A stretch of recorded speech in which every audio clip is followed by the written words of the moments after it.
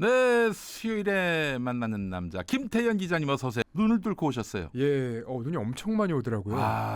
그래서 저희 우리 제작진 네. 최태현 감독님은 인천이 집인데 택시 타고 오셨어요. 4만 원 넘게. 아. 우리 저 파주 사시는 우리 조 감독님은 네. 하여튼 아침 일찍 나오셨어요. 일어나자마자 눈 온다고 그러니 이거 안 되겠다. 그래서 이렇게 아주 투철한 프로 의식으로 중무장된 우리 스태프들이십니다. 우리 네. 김 기자님도 안 늦고 도착하셨어요. 예. 너무 감사합니다. 예. 그리고 우리 저 한성진 판사님을 제가 스타로 만들어 드리려고 네. 지금 작심하고 있습니다. 야, 작곡 능력이 점점 늘어나시는. 아니에요. 작곡은 우리 작사 AI가 하고 능력이, 작사만 제가 하는 겁니다. 네. 우리 한성진 판사님에 대해서는 제가 앞으로 한 10곡을 목표로 한성진 판사님을 위한 노래를 만들 생각을 하고 있습니다. 예. 슈퍼스타로 만들어 드려야지. 신인이 있는데. 사실 언론 역할을 지금 하고 계신 거잖아요. 그러니까 제가 글쎄 말이야. 아니 나 같은 네. 이렇게 비루한 사람이 그런 일을 하고 있어요 지금. 그러니까 지금 언론 보도들 보면 네. 저는 너무 재밌는, 그러니까 네. 재밌다고 표현하긴 그렇고 너무 참 결이 다른 보도들 그걸 이제 보게 되는데, 지난번 이재명 대표 유죄를 준 한성진 판사에 대해서는 예. 그 사람의 신상 기사가 안 나왔었거든요. 근데 전혀 이번에 안 나와. 아니 법률신문이라는 데를 아세요? 법률신문 알죠? 굉장히 요긴한 정보가 많아가지고 제가 자주 들어갔는데 뭐 거기서는 네. 그 판결 나고 나서 법리밖에 모르는 그런 판사라고 내가 들은 소문이 있는데 그건 완전한 잘못된 보도 같은데. 법률신문은 예. 저희가 이제 사법농단 사건에 연루됐던 언론사가 법률신문이고요. 아 그래요? 예. 옛날에 저 양승태 맞습니다. 그때 양승태 그래요? 칼럼을 나갔던 곳이 거기죠. 그리고 아니 네. 이동재가 지금 어디 있어요? 대구 매일신문에 아마 있을 겁니다. 이동재 말고 그럼 지금 법률신문에 누가 있었지? 법률신문에는 윤석열 대통령 그 부대변인 이재명. 이재명 부대변인 있었죠. 그렇지. 네. 같은 동아일보 출신이라 제가 좀 그렇죠. 헷갈렸습니다. 네. 예. 그 법률신문은 그 법조계에서는 약간 이제 옛날에 좀 비판적인 목소리를 내시는 분들이 많았었고, 그리고 법률신문에 대해서요. 네. 사실 뭐 저희들끼리는 네. 그 법조계 조선일보다 뭐 이 정도까지 표현을 했었습니다. 네, 제가 봤을 때는 그 한성진 판사를 그런 식으로 띄웠다면은 법조계의 조선일보가 아니라 법조계의 자유일보. 전광훈이 만드신 법조계의 자유일보. 그리고 사실 저는 요 근래의 언론 보도 보면서 좀 네. 불만이 많았어요. 예. 왜 불만이 많았냐면, 이거는 근데 진짜 기자들의 합력 미달이라고 저는 생각을 했는데 그런 문구들이 들어가 있어요. 그러니까 검찰의 판단과 법원의 판단이 달랐다. 아니 웃기는 개소리 아닙니까? 너무 개소리죠. 판사 앞에서는 네. 검사와 변호인이, 피고가 네. 동등해요. 그렇죠. 그러니까 판사는 심판이고 네. 플레이어는 그 검사와 변호인이 되는 건데, 형사법정에서는 예. 그런데 희한하게도 검찰의 판단과 법원의 판단이 달랐다. 이거는 검찰과 법원을 거의 같은 선상에 놓고 얘기하는 거잖아요. 그런 얘기하는 데가 이제 검찰이지. 그렇죠. 그래서 자기들도 뭐 준사법기관이라는 개소리를 들어놓고 있습니다. 야, 네. 이들이 무슨 준사법기관이야? 뭐 아마 그래서 준사법기관이라고 하는 이유가 아마 그거 같아요. 우리 선에서 이제 사법 행위가 중단될 수 있다. 이제 말하자면 약식 기소, 네. 그 약식 벌금형으로 네. 검찰 단계에서 끝낼 수도 있다. 그렇죠. 범죄에 대해서. 그렇기 때문에 우리도 나름대로 준사법기관이다. 이런 얘기를 하고 있는 것 같아요. 맞습니다. 근데 검찰의 판단과 법원의 판단이 달랐다는 말 자체를 보고 저는 어떤 생각이 들었냐면, 이거는 법원의 판단이 잘못됐다고 너네가 얘기하고 싶은 거면 그 검찰이 뭘 갖고 얘기를 했는지 사실 전제부터 얘기를 하고 가야 되거든요. 그렇죠. 맞아요. 근데 이 검찰의 수사 단계에서 그 들이밀었던 그 증거들이나 아니면 재판 단계에서 봤던 그 모습들이 잘못됐다는 언론 보도는 거의 없어요. 네. 결국 지금 우리나라 그 검찰은 절대적 비호를 받고 있습니다. 여러분 이거 분명히 아셔야 될 게, 전에 PD 수첩도 얘기했지만은 검찰의 눈밖에 나면요 서초동 출입하는 기자들이 정보를 얻을 수가 없어서 날마다 낙종하고, 맞습니다. 다른 언론사는 막 검찰하고 유착돼서 고급 정보, 피의 사실이지 결국. 네. 부당한 피의 사실을 이렇게 입수를 해가지고 그렇게 해서 보도를 하는데, 야 너희가 지금 우리 검찰을 비판했어? 죽고 싶어? 한번 너희 낙종 기자 한번 만들어 줄까 내가? 뭐 이런 거 아니에요 한마디로. 그렇죠. 그러니까 제가 이제 들었던 표현들 중에 네. 제일 황당한 게 이제 뭐 현장 취재, 외곽 취재 이런 얘기들이 있는데 그게 뭐를 표현하는 건지 아십니까? 아이, 뭐, 보나마나. 출입처 외의 취재를 외곽 취재라고 하는 거예요. 그러면 평소에 이제 출입처가 없는 저희 같은 사람들이 매일매일 하는 그런 취재는 네. 그들이 보기에는 외곽 취재인 거예요. 근데 비정통 취재라고도 하지. 어? 자기들은 정통 취재고. 근데 여기서 보여지는 문제가 하나가 뭐냐면 외곽 취재라고 이제 표현되는 저희들의 취재 그 시작점이 네. 사실은 되게 중요한 거거든요. 우리가 검사한테 정보를 받아서 취재를 시작하면 네. 그 검사의 시각으로 이 사건을 볼 수밖에 없는 거고 그리고 이 피해자들이나 네. 사건 당사자들에 대해 취재를 하다 보면 이 사건 당사자들의 시각으로 볼 수 있는 거예요. 근데 보통 이제 저는 외곽에서 취재를 해서 들어가고 네. 그리고 이 출입 기자들은 이제 그 검찰 정보라던가 아니면 뭐 회사가 크니까 다들 이제 회사에 들어오는 제보들 갖고 이제 취재를 할 때가 있죠. 네. 제가 이런 취재들을 하다 보면은 사실 그 기자들이랑 부딪히는 경우들이 있어요. 다른 기자들. 네. 근데 이제 후배 기자 한 명이 저한테 그런 얘기를 하더라고요. 제가 이렇게 외곽에서 취재를 해서 예. 검사들한테 혹은 이제 검찰 관계자한테 확인 취재 예. 그리고 크로스 체크하려고 전화를 하는 거를 네. 그 친구는 선배도 검사한테 정보 받잖아요라고 이제 얘기를 하더라고요. 그러니까 이 차이를 모르면 예.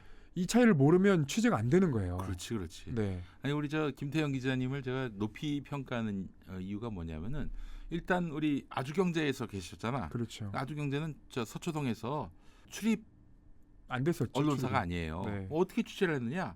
재판 들어가는 거야. 그렇죠. 하루 종일 재판을 보는 거야. 근데 대개는 이제 재판이 오전에는 검사 쪽에서, 네, 오후에는 변호인 쪽에서 이제 신문을 하는데, 네, 근데 오전만 이른바 정통 언론이라고 불리는 그 출입처가 된 언론들은 오전까지만 보고 나가. 그렇죠. 오후까지 그 변호인이 신문하는 것까지 봐야 그날 재판의 내용을 다 보도할 수 있는 거 아니에요? 그렇죠. 그거 하는 언론사가 사실은 김태형 기자의 아주경제 정도였어요. 또 있었습니까?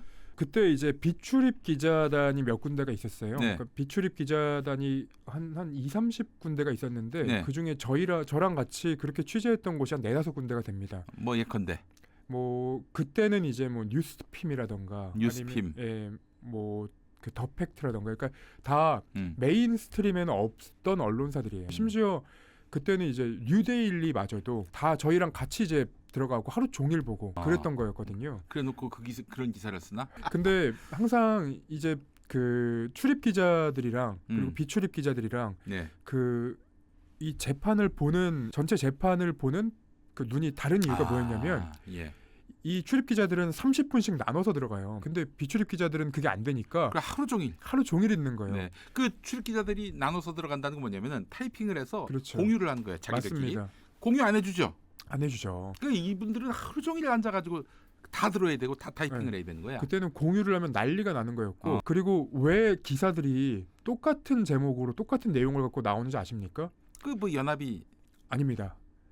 타이핑을 치잖아요. 예. 그럼 타이핑 치는 기자가 예. 자기가 중요하다고 생각하는 곳에 별표를 쳐놔요. 아. 그러면 거기로 눈이 가는 거예요. 아 그렇구나. 쉽게 보는 거. 예. 예. 그러면 이제 기자들이 거의 비슷하게 이렇게 기사 나오죠. 근데 이게 한번 판판이 깨졌던 경우가 있었는데 그 사실 조국 사태 때 정경심 교수 재판에서 네.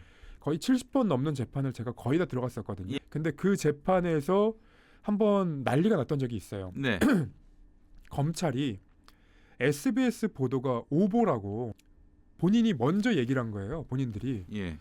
그 사건 내용을 전혀 모르는 증인한테 SBS 보도 오본 거 아시죠라고 그냥 질문을 끼워놨는데 네네네. 그 보도가 굉장히 중요했던 보도였거든요. 예. 정경심 교수가 9월 6일에 기소가 되고 9월 7일인가 8일에 이 보도가 나와가지고 검찰 수사에 탄력을 받던 그런 보도였는데 검찰이 먼저 인정을 한 거예요.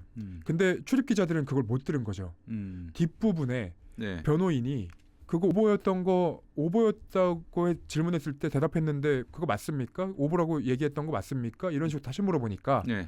출입 기자들이 변호인이 얘기하면 오보냐, 변호인이 얘기하면 진리냐, 그럼 재판이 왜 필요하냐 이렇게 이제 그 싸움이 붙은 거예요, 말싸움이. 네. 그래서 제가 그 검찰이 그 질문을 했던 걸 가지고 기사를 썼는데 네. 그게 결과가 어떻게 되는 줄 아십니까? 어떻게 됐어요? SBS 법정 제재가 됐습니다. 어, 그 건 때문에. 아 맞아요. 그때 한번 제가 들었던 것 같습니다. 그렇죠. 그러니까 이 재판에서 이게 이제 하나하나가 검찰의 프레임을 갖고 보면 안 돼요. 그럼요. 검찰의 프레임은 우리가 재판에 들어가기 전에 너무 많이 봐요. 네. 근데 재판 들어가면 우리가 제대로 된 변호인의 피고인의 주장을 들을 수 있는 거기 때문에 그 내용을 중점적으로 듣다 보면 검찰이 했던 얘기랑 다른 얘기들이 들리기 시작하거든요. 한 200년, 300년 전에 그 계곡에서 흐르는 물은 바로 마셔도 되지요. 네. 근데 지금 그럴 수 있습니까? 어디? 못 마시죠. 못 마시죠. 네. 걸러 마셔야 됩니다. 지금 검찰이 얼마나 타락했는데요. 그렇죠. 쿠데타를 일으켜서 집권한 세력이 검찰인데 그 검찰을 여전히 진리의 한 축이라고 여기는 언론인들은 이게 등신들이에요, 한마디로. 그 걸러서 검증해서 그거를 팩트를 찾아내야지. 그걸 있는 그대로 검찰이 얘기했으니까 이건 당연히 기본적으로 맞을 것이다. 나는 맞기 때문에 그들이 그대로 필터링 없이 갖다 쓴다고 보지 않아요. 검찰 걸 그대로 갖다 쓰면은 위험 부담이 없죠. 그렇지 뭐 네. 검찰이 나를 가지고 뭐 고소하겠어, 뭐 기소하겠어, 그렇죠. 기소하겠어, 뭐 재판에 넘기겠어, 뭐 그런 생각을 하고 있는 거야. 그러니까 이번 이재명 대표 재판에 나오는 그 내용들도 사실은 굉장히 비슷합니다. 그러니까 제가 왜 비슷하다고 표현을 하냐면 이 재판 기사를 아마 많이들 보셨을 거예요. 그러니까 위증은 김진성 씨의 위증은 처벌받는데 위증 교사가 처벌받지 않는 건 비상식적이다, 불합리하다 이런 이제 주장들이 나오고 있잖아요. 근데 이건 애초에 이 재판이 왜 시작됐는지를 생각을 안 하는 거예요. 그러니까 저희가 이 방송에서도 몇 번 말씀드렸는데 이 재판은 백현동 사건을 수사하다가 김진성 씨의 녹음 파일에서 위증을 했다는 내용을 검찰이 인지를 한 거예요. 그리고 그 사건으로 이재명 대표가 위증 교사를 했다. 그러니까 법리를 얘기하기 전에 먼저 이 배경을 말씀드리는 겁니다. 그러니까 이 위증을 교사했다는 그 혐의로 기소를 했는데 김진성 씨가 검찰 수사를 받기 전까지 자기가 위증을 했는지 몰라요. 근데 어떻게 위증 교사가 성립을 합니까? 그럼요. 본인이, 위증에 대한 인식이 없는데. 그러니까 본인이 이재명 대표를 살리기 위해서, 그러니까 뭐 검찰이 주장대로 유력 정치인이 됐으니까 이재명 대표한테 압박을 받고 협박을 받아가지고 이 이재명 대표를 살리기 위해서 위증을 했다? 그럼 그 자기가 했다는 인식이 있어야죠. 그 위증 거짓말했다는 인식이 있어야지. 근데 그게 없었으면 그게 무슨 위증이야? 말도 안 되는 얘기지. 위증이 없는데 위증 교사는 또 어떻게 있는 것이고? 어떻게 가능한 겁니까? 그리고 이제 재판의 본격적인 이제 내용을 좀 살펴보면 이재명 대표가 이 김진성 씨에게 요청한 증언이 뭐였냐면 김병량 측과 KBS 측 사이에 이 문제에 대해서 많이 상의했다. 그러니까 이게 이제 총 한 6개 정도가 돼요. 그리고 두 번째가 김병량 측과 KBS 측 사이에 교감이 있었다. 그리고 전체적인 흐름이라 이런 거, 서로의 협의 등의 내용에 관하여 증언. 그리고 당시 전체 캠프의 분위기나 전해 들은 이야기. 당시의 상황. 그리고 그때 당시 분위기가 이재명을 걸어 넣어야 될 입장이었나를 물어본 거예요. 그러니까 이거를 예를 들면 이제 검찰의 주장대로라면 이재명 대표가 그때 당시 분위기가 이재명을 걸어 넣어야 됐던 것처럼 원래 아닌데 얘기를 해줘야 돼라고 한 게 아니라 그런 분위기가 있었습니까? 나를 걸어 넣어야 됐던 겁니까? 라는 이제 질문을 한 거예요. 이재명 대표가. 그러니까 이건 왜 그래서 재판부가 무죄라고 판단을 했느냐? 이건 이 재판에서 이재명 대표가 그 내부 분위기를 알았어야 돼요. 그래서 그 증인이었던 김진성 씨한테 전화를 해서 기억이 나는 게 있으면 기억나는 대로 얘기를 해줘라. 아니 당시에 뭐 나를 그 당시 전체 캠프 분위기나 이런 걸 뭐 살펴보면 꼭 나를 그렇게 했어야 되는 거냐. 그 분위기가 있었는지 아니면 전해 들은 얘기가 있었는지 그런 게 있으면 얘기를 해줘라. 그런 거를 이제 물어봤던 거예요. 근데 이걸 어떻게 위증 교사를 몰아갈 수 있습니까? 전화한 목적도 이렇게 증언해달라고 얘기했다기보다는 이거 사실관계를 좀 알기 위한 전화가 아니었나 이런 생각도 들고 한마디로 이재명 대표가 뭐 위증을 교사할 그런 의도조차도 읽히지 않는 그런 녹취였다라고 봐야 될 것 같아요. 당연하죠. 공개된 녹취도 그렇고 그래서 김진성 씨가 무죄를 받은 그러니까 김진성 씨가 이제 1번부터 6번까지 그 위증을 한 내용들이 있어요. 네. 근데 위증을 한 내용들 중에 무죄를 받은 부분들이 있는데 이게 왜 무죄를 받았는지는 상식적으로 이해가 됩니다. 어떤 내용이냐면 검사 사칭 사건 당시에 선거팀에서도 이재명이 부정한 의도를 갖고 조작한 것이라고 몰아가는 분위기가 있었다. 이렇게 증언을 하거든요. 네. 재판부가 이 정황과 증언을 모아놓고 들어보니까 실제로 그 선거팀의 이재명 대표를 그렇게 몰아가는 분위기가 있었던 거예요. 그러니까 이제 김진성 씨의 그 위증 중에 이 부분은 무죄가 나왔던 거죠. 그래서 결국에는 네, 이재명 대표가 날개를 달았다 이런 얘기도 있어요. 그렇죠. 사실은. 그 문제와 갖고 벌써 몇 년입니까? 거의 그러니까요. 20년 넘게 지금 이 이슈 때문에 시달렸는데 네, 한마디로 날개를 달아준 거예요. 이 이슈 관련해서 이재명이 정말 억울했구나라는 그런 어떤 이 대표의 그동안 줄기차게 주장해왔던 그 입장 표명에 대해서 사법부가 네. 어느 정도 인정을 해준 거예요. 그 인정을 억울한 해준 일이 거죠. 있었구나라는 정도의 그리고 다른 증언들을 살펴보더라도 이재명 대표가 위증을 교사한 것이라고 볼 수가 없다. 딱 다른 증언. 이건 뭐 제가 봤을 때 2심, 3심 가도 엎어지기 힘들 그런 내용들이고 그렇죠. 2심 가서 엎어진다고 저 국민의힘 쪽에서는 얘기하고 있는데 2심에서 엎어지는 거는 지난번 그 한성진 판사 판결이야. 두고 보라고. 그런 말도 안 되는 판결이 2심에서도 인용될 가능성은 없다고 봅니다. 그러니까 저는 검찰의 수사를 사실 이렇게 좀 비유를 하고 싶어요. 이재명 대표 위증교사 사건을 이재명 대표를 유죄를 만들기 위해서 검찰이 김진성 씨에게 위증교사한 거 아닌가라는 저는 생각을 하게 되더라고요. 그렇죠. 네. 예. 왜냐하면 이 검찰이 그러니까 이재명 대표가 김진성 씨에게 연락을 해서 물어봤던 것들 있잖아요. 네. 이런 것들을 그러니까 자료를 보여주고 기억나는 대로 얘기해달라 이렇게 얘기한 것과 그 검찰이 김진성 씨에게 자료를 보내주면서 네. 그 당시 당신 위증한 거 알지?